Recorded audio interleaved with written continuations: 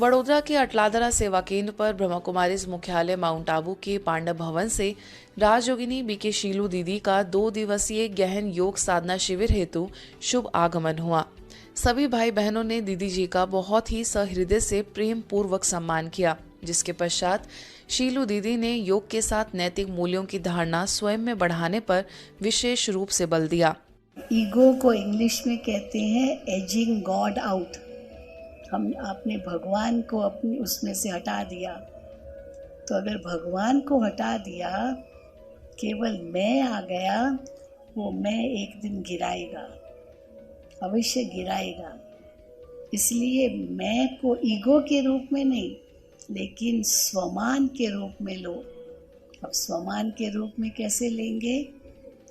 जब हर कार्य करते समय आत्मा का मान किसमें है। इसी के साथ अनिश्चितता को अवसर बनाए टॉपिक पर व्यापारी बंधुओं के लिए सेमिनार का आयोजन किया गया।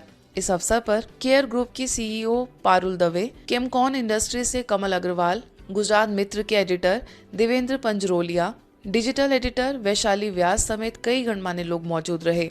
यही संदेश दिया गया कि व्यापार हो या जीवन या हमारे संबंध, हर जगह जीवन किन्हीं ना किन्हीं अनिश्चितताओं से घिरा ही रहता है।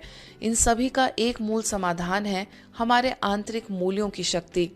सत्र के बाद सभी ने सत्र में प्राप्त प्रेरणाओं और सकारात्मक अनुभवों को साझा करते हुए यह स्वीकार किया कि शांति और योग द्वारा जागृत मूल्यों की शक्ति हमारे जीवन के लिए सबसे महत्वपूर्ण आवश्यकता है।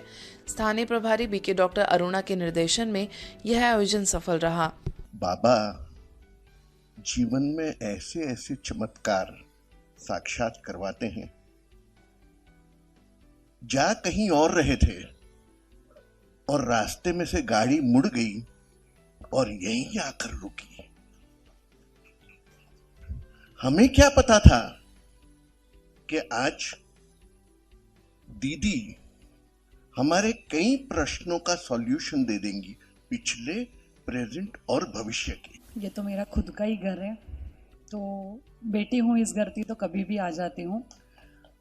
मेरा काम मीडिया फील्ड से है, तो कहते हैं ना कि जब मोबाइल की बैटरी डिस्चार्ज होता है तो हमें चार्जर की ज़रूरत पड़ती है।